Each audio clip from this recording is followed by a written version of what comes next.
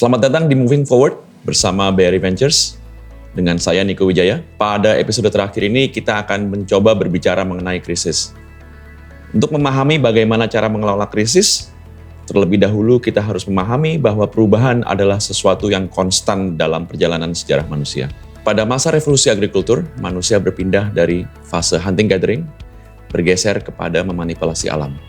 Hal ini disebabkan karena ledakan populasi manusia yang tidak mungkin lagi hanya bergantung kepada alam saja.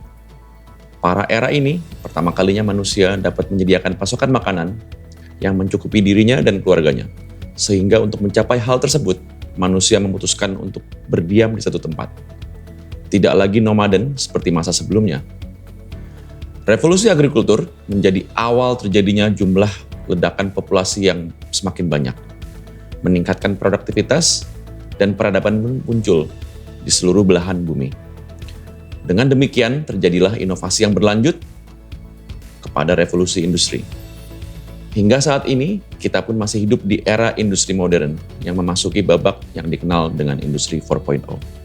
Revolusi informasi dan teknologi yang dimulai sejak awal abad 21 memacu seluruh umat manusia untuk hidup di era digitalisasi. Information sharing, knowledge sharing, serta commercial sharing mempercepat kemajuan peradaban manusia yang tentunya akan memunculkan banyak gagasan dan ide untuk kemajuan yang lebih lanjut. Revolusi is moving forward. Peradaban datang dan pergi. Namun kemanusiaan akan tetap di sini. Revolusi adalah cara manusia untuk beradaptasi dengan krisis dan disrupsi. Kita melakukan ini semua untuk bertahan hidup. Dan pada akhirnya, keluar sebuah inovasi yang terbaharui. Dengan demikian, inovasi merupakan byproduct dari sebuah survival activity. Sangat keliru jika dikatakan inovasi adalah goal dari kemanusiaan itu sendiri. Inovasi adalah sebuah cara dan disrupsi adalah sebuah kondisi. Perlu diketahui, Indonesia yang kita cintai ini menjadi pemeran utama dalam panggung digital di Asia Tenggara. Tentu saja dengan bonus demografi serta rising middle class yang mendorong pertumbuhan ekonomi digital cukup mengejutkan seluruh dunia. Bayangkan, hanya dalam satu dekade, penetrasi internet yang tadinya berjumlah 15 juta manusia pada tahun 2009 menjadi 200 juta di tahun 2020. Sosial media menjadi salah satu katalis pertumbuhan aplikasi internet yang memicu pembangunan infrastruktur komunikasi di Indonesia. Jika kita kaitkan, iterasi sosial media lahir ketika Amerika Serikat dan negara barat mengalami goncangan krisis finansial.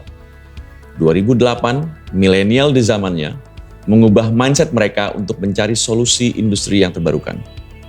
Inovasi yang mereka lakukan melahirkan generasi perusahaan internet yang baru, yang pada akhirnya mengubah perspektif kita bertukar pikiran, bertransaksi, beramal, dan berbagi. Bayangkan sosial media dapat menjatuhkan atau membangun suatu negara. Berbagi jasa dan modal. Beramal di belahan dunia lain dan bertransaksi untuk inklusi finansial bagi mereka yang tertinggal. Scarcity is the mother of all innovations. Sejarah peradaban manusia telah membuktikannya. Krisis global 2020 merupakan masa yang sangat menantang bagi seluruh aspek kehidupan manusia. Industri digital memasuki tahapan survival of the fittest. Para founders baru tentunya akan bermunculan dengan banyaknya masalah yang sedang dihadapi saat ini.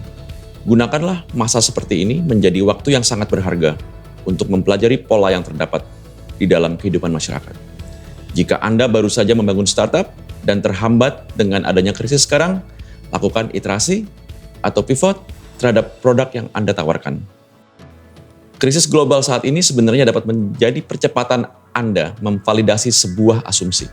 Saat ini adalah saat yang tepat untuk bertukar pikiran dengan pemeran utama di industri digital. Keingintahuan Anda menjadi kunci untuk mengerti seluruh aspek bisnis di dalam bisnis Anda. Berbagi informasi dan pengetahuan dengan teman yang baru. Jika Anda pernah dengar salah satu moto di Silicon Valley di Amerika Serikat, yaitu pay it forward. Sebuah moto yang dilihat dapat menjadi pemicu inovasi digital. Jangan terus berbicara transaksi. Diskusikan ide, debatkan ide, dan tularkan ide.